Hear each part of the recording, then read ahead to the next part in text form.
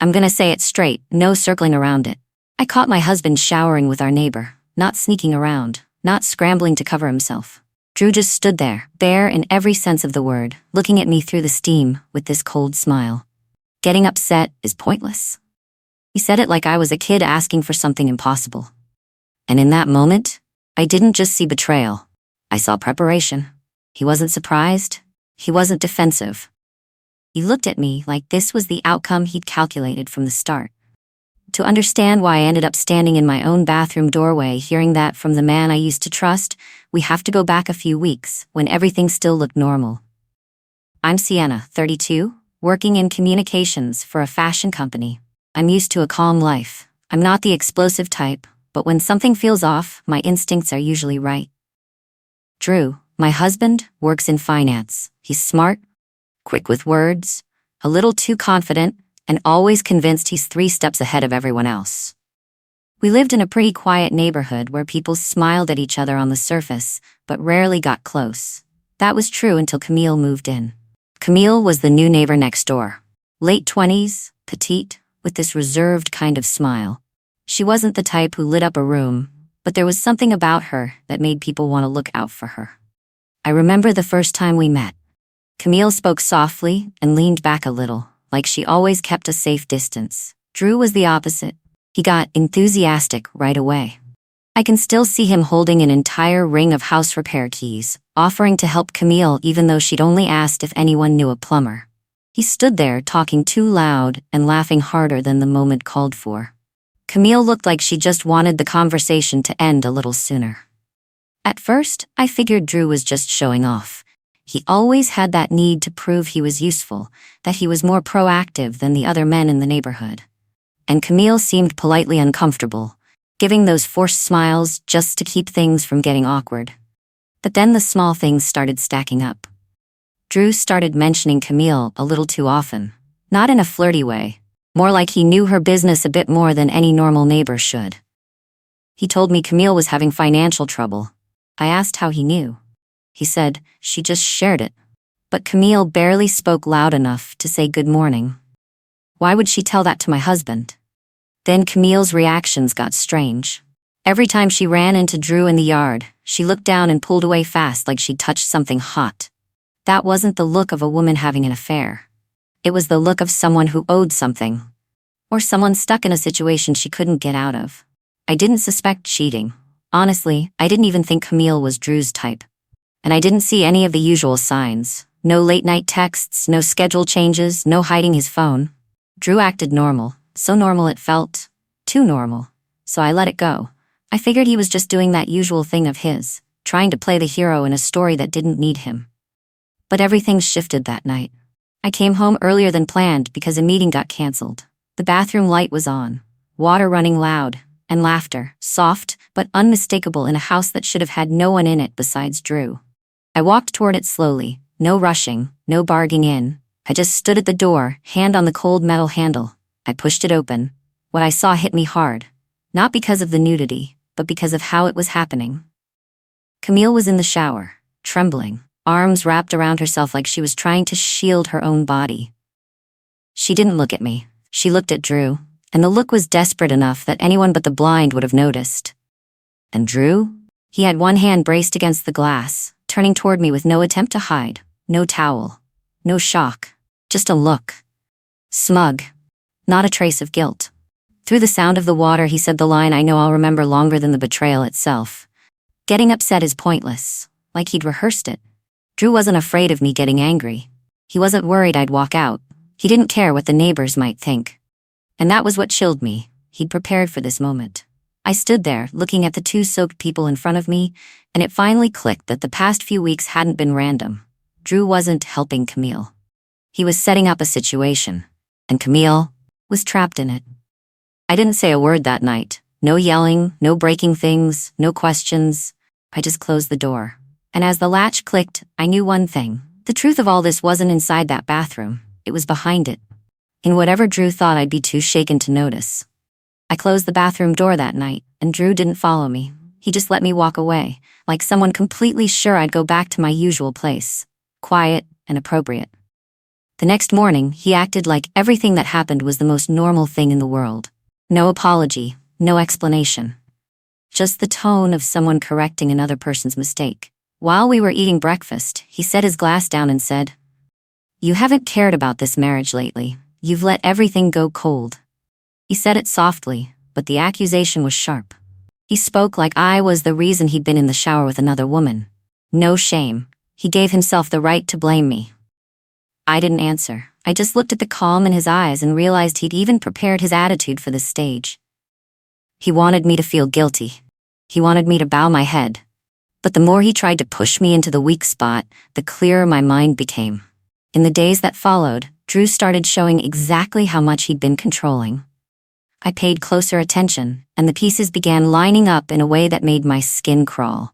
Our joint account, he was the one with full control. That was never a big deal before, because I trusted him. But now, every time I asked about a recent transaction, he just gave a small laugh and said, "I handled it, don't worry about it." Not reassuring. More like someone guarding something they didn't want anyone else to touch. Then came the investment talk. One night he put a stack of papers in front of me, his voice light as air. "A buddy of mine is launching a project. Sign this. It'll pay off later."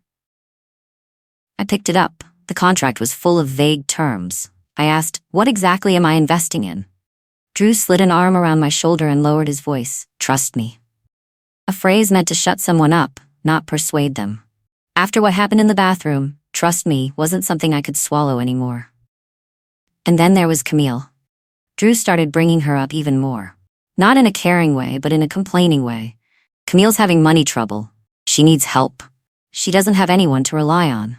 But every time I happened to run into Camille in the yard, she'd lower her head, avoid eye contact, and step back like staying away from me was a matter of survival.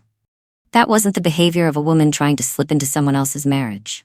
It was the behavior of someone under pressure, someone being held in place by a rope I couldn't see yet. Then came the more obvious things.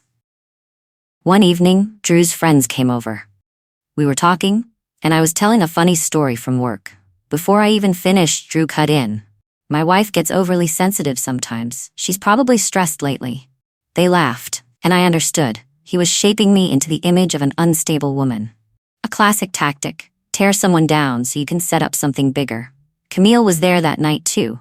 Drew invited her over, said it was just for fun. But from the moment she walked in, she avoided looking at me, her hands clenched tightly under the table. When I gently asked how she'd been, Camille only said, "I'm fine." Her voice shook like a string pulled to its breaking point. That's when it became clear, this wasn't a simple affair. Then Drew slipped and revealed a new piece of the puzzle. He was holding a stack of papers, and I asked, "What are you doing?" He answered without looking at me, "I'm just organizing a few things. If anything happens, the paperwork's already signed." The words dropped like a cold stone. "What paperwork? Signed when? Signed by who?" He said it like he was holding some kind of insurance, and I had the sinking feeling that the insurance had something to do with me. But all my doubts only became certainty when I heard that conversation. One night, I came home earlier than planned. The kitchen lights were off, but voices are harder to hide. I stopped at the end of the hallway. Camille's voice came first, small, shaky, almost breaking. "I don't want to do this anymore." My heart stalled for a beat. Then Drew answered, low and heavy with pressure. "You don't have a choice." Just 6 words, but enough to change the air in the house completely. Camille didn't say anything after that. I heard her take a sharp breath, like she was trying to keep herself from falling apart. Then Drew spoke again, softer, but still clear enough for me to hear. "Just do your part. I'll handle the rest." Her part? Of what? I stood there, not stepping in and not walking away. I needed to hear enough to know I wasn't imagining things. Camille spoke again, her voice tight with panic. "But this is going too far." Drew cut her off. "You owe me. I helped you. Now it's your turn." There wasn't a single word in that conversation that sounded like an affair. No affection, no secrecy born from romance. Just a man forcing a woman to do something she didn't want to do. And whatever it was, it involved me in a way I couldn't name yet, but could feel clearly. From that moment I knew. Whatever was happening went far beyond betrayal. Something was being built. There was a purpose, a plan. I didn't know what it was. But Drew was walking down a path he thought I wasn't clear-headed enough to follow. He was wrong. I knew the conversation between Drew and Camille wasn't a misunderstanding, but to go deeper, I needed to talk to the only person being pulled into this mess. Camille avoided me for days. Every time I stepped outside, she slipped back into her house or turned away like she'd just run into danger. I knew she wouldn't talk on her own, so I had to create an opening. I waited for an afternoon when Drew was at work and Camille was watering her plants. I walked over quietly. "Camille, I need a few minutes with you." She startled, like she'd just been caught doing something wrong. I'm busy." "Just 5 minutes, and it's not what you think." Camille's eyes flickered. She stood frozen for a few seconds, then gave a small nod. We went into my backyard. I chose an open spot with the door left wide so she wouldn't feel cornered. I started with a calm voice. "I know something's going on, and I know it's not just between you and Drew." Camille bit her lip. I went on. "I'm not here to blame you. I just want the truth, because I heard you say, 'I don't want to do this anymore' the other day." The moment I repeated that line, Camille trembled hard. You really heard that?" I wasn't trying to listen in, but I heard enough to know you're dealing with something serious. Camille stared down at her hands. Her fingers twisted into each other so tightly her knuckles went white. I stayed quiet, giving her room to talk, not pushing, and then she broke down. Not the tears of someone caught in an affair, but the cries of someone trapped. "I don't want to be part of this," Camille said through shaky breaths. "But he said I don't have a choice." "Drew forced you?" She nodded. I took a slow breath. I knew I was about to hear something even harder to swallow than what I saw in the bathroom. Camille wiped her tears, trying to steady her breathing. "Drew and there is something, but not what you think. It's not about feelings." The air dropped a level. She went on. "I was in debt, more than I could ever pay. When I first moved here, Drew found out and said he could help. He paid off my debt, but with conditions." "What conditions?" I asked, even though I already sensed where this was going. "He told me I had to follow whatever plan he had, and that I had to take part in making you jealous." She broke down again, covering her face with her hands. "You don't understand. I didn't want to. I swear I didn't." I kept my voice steady. No comforting, no accusing. "Why did he want to make me jealous?" Camille drew in a sharp breath. "Because he said, as long as you reacted, as long as you got upset or thought he had someone else, you'd be more willing to sign whatever papers he gave you. Drew said that when you're hurt, you don't think clearly." A heavy silence fell between us. Not just cheating, not just betrayal. A full plan, set up ahead of time, with a clear target. "What papers?" I asked. Camille lifted a shaking hand toward her house. I don't know everything, but I saw him preparing a file. It had your name on it." I stood up, walked back into my house, and headed straight for Drew's office. I knew exactly where he hid anything important, a small bottom drawer. Drew always assumed I'd never touch his things. I pulled the drawer. It was locked. But it was a simple key lock, not a combination. And Drew was never good at changing locks. I found the small key hanging next to the desk. It had never moved from its spot. The drawer opened. Inside was a thick stack of documents sealed in a clear folder. My hands shook a little, but my mind stayed cold. I pulled the file out and set it on the desk. The first page was a transfer of investment rights agreement, listing me as the one transferring my rights. The recipient? A shell company Drew had mentioned once but never explained. The second page, a marital status statement, claiming that I had been neglectful, distant, and no longer invested in the marriage. I read every line. The words hit hard, not because they hurt, but because of how shameless they were. Drew painted me as someone who left him lonely, drained, and hopeless. A script designed to shift blame, to justify him seeking comfort elsewhere. Then I reached the last note. 1:30 p.m., Friday meeting with lawyer. I looked at the clock on Drew's desk. Friday, 1:30. 3 days from the moment I found those papers. I stood there with the file in my hands and knew one thing with absolute clarity. Drew wasn't just cheating on me. He was trying to steal what was in my name. The whole shower scene, the staged intimacy, letting me walk in, it was bait. A trap meant to shake me enough to sign the transfer papers without thinking. I replayed the past few weeks, and every small detail fit together into a picture so complete, it was frightening. Drew was always confident, always one step ahead of everyone else. But this time he'd gone far enough to expose himself. I closed the drawer, locked it exactly as it was, and put the key back. Then I went back to the yard, where Camille was sitting with her arms wrapped around herself. She startled when I stepped out. I sat down across from her, my voice steady. "Thank you for telling the truth." Camille lowered her head, whispering, "I'm sorry. I was just scared." "I know." I looked straight at her, speaking slowly and clearly. "You're not the one I need to fight." She lifted her head, eyes red. I continued, "But from now on I need you to be honest about everything. No more hiding anything from me." Camille nodded immediately, like someone grabbing a life ring in open water. I stood up. My mind wasn't tangled anymore. No more hurt, no more fog. Just one cold, absolute conclusion. Drew didn't just betray me. He was trying to take what belonged to me, and he thought I wouldn't notice. After learning the whole setup he'd built, I didn't get angry. I didn't confront him. I didn't ask why. Questions like that only make someone like Drew believe I'm still beneath him, still waiting for his explanations. Instead, I played the role he expected. The hurt but obedient wife. I let him see me quiet. I let him believe he'd broken me exactly the way he planned. I let him think I was trying to save the marriage, trying to hold on to him. People like Drew don't notice nuance. They only see advantage. And when they think you're weak, they drop their guard. I needed that. 3 days after talking with Camille, I scheduled a meeting with my own lawyer. Someone with no ties to Drew and no knowledge of our personal life.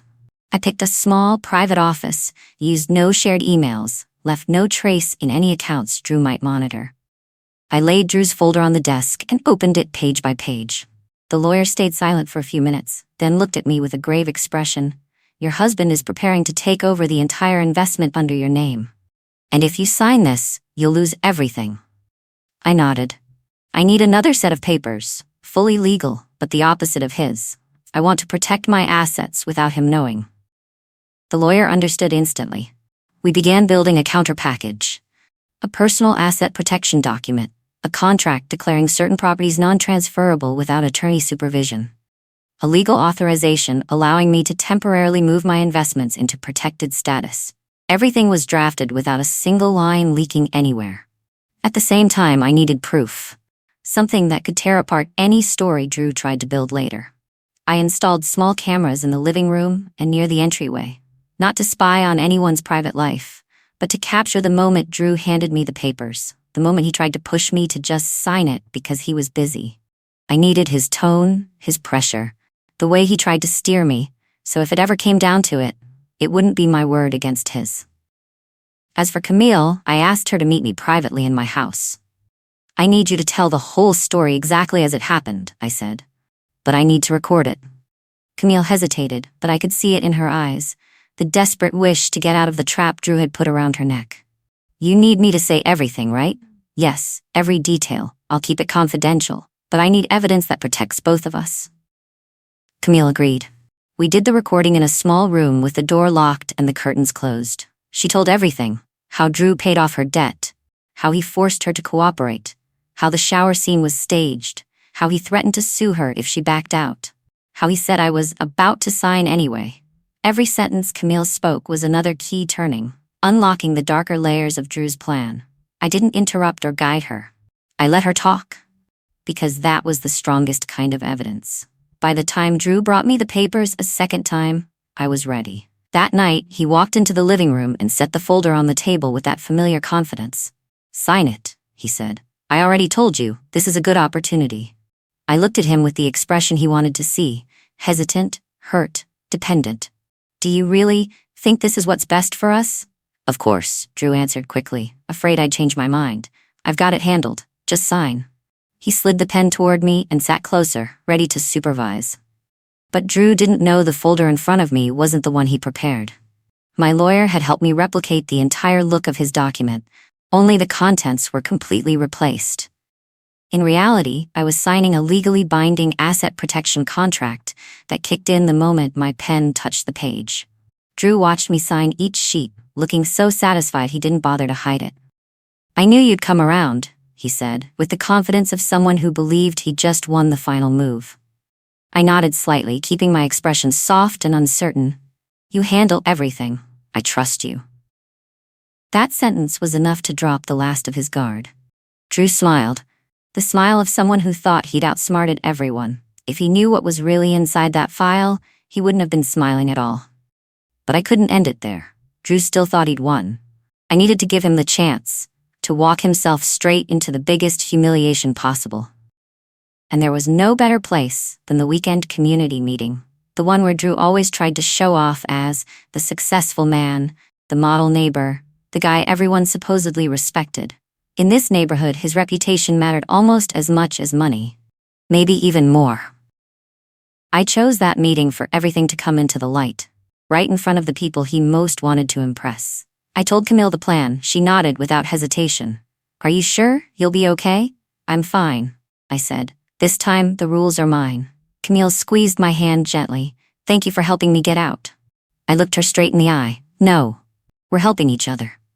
The meeting was set for Saturday at 6 p.m. I had 3 days to prepare everything. The recording, a copy of the fake file Drew thought I'd signed, the footage from the cameras, Camille's statement. Every piece was exactly where it needed to be.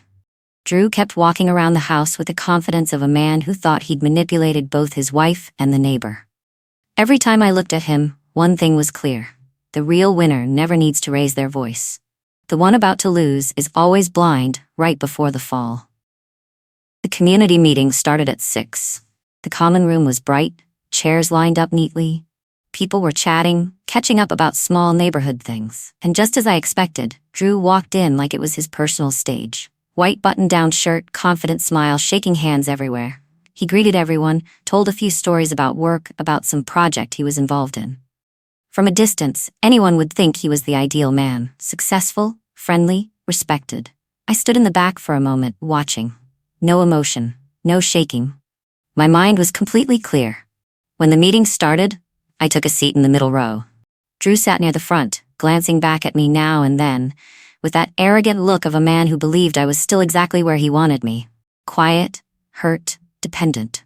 I looked at him with an empty expression. He didn't understand that my silence wasn't weakness. It was preparation. During the community feedback portion, Drew stood up and spoke with his usual tone, confident, smooth, polished on the surface.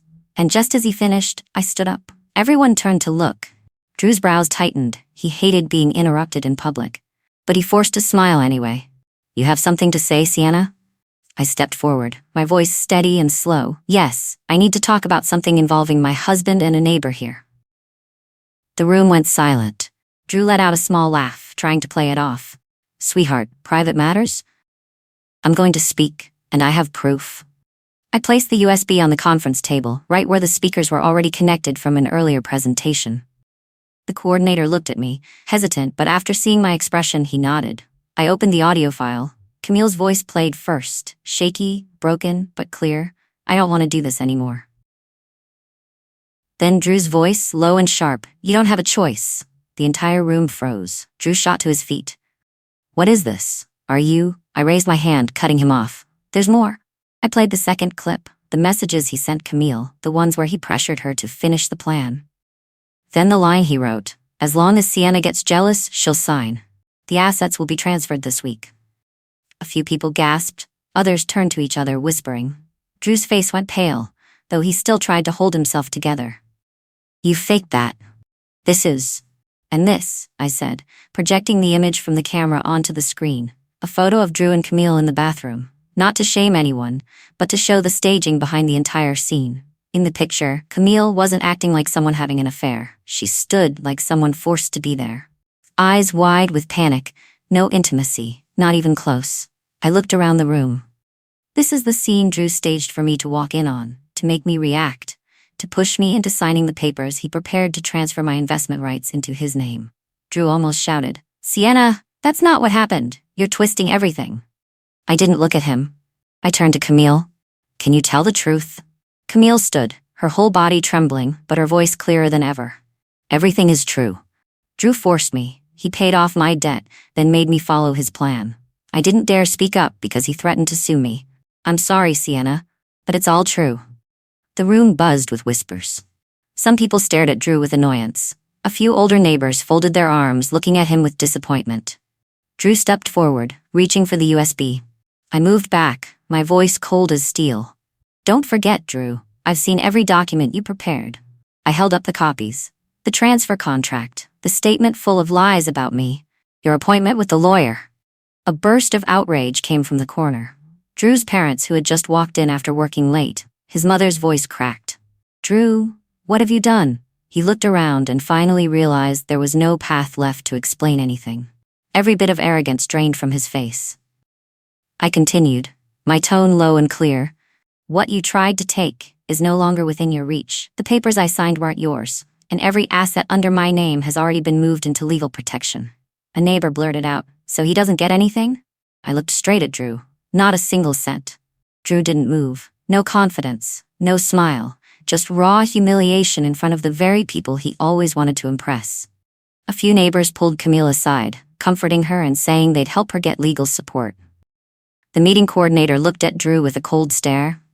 "We'll be filing an official report. This kind of behavior has no place in our community." Drew lowered his head. He had nothing left to say. No story that could hide the truth laid bare for everyone to see. When the meeting ended, I stood and walked out. Each step light, steady. Drew rushed after me, panic in his voice. "Sienna, wait! I can explain. You have to listen." I stopped, turned around, looked at him, the man who hadn't just cheated, but had built an entire cold plan around it.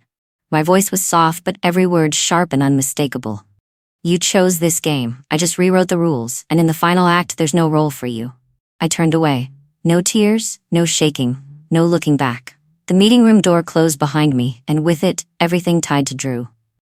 I finally understood that some people don't betray because they lack love. They betray because they think you won't dare to walk away. And sometimes the strongest answer isn't crying or begging. It's standing up, keeping what's yours, and letting them pay for the game they built. This story reminded me, and maybe it reminds you too, that trust is beautiful, but self-respect is what keeps us standing. When someone chooses to hurt you, remember, you always have the right to rewrite your own rules. What do you think? If it were you, what would you do when the person you trusted most tried to tear you down with a plan like that? Share your thoughts in the comments. I read every single one. And if you enjoy stories about relationships, psychology, and marriage, told with a sharp, grown-up perspective, don't forget to subscribe so you don't miss the next one. Thanks for spending your time with me on this journey. I'll see you in the next story.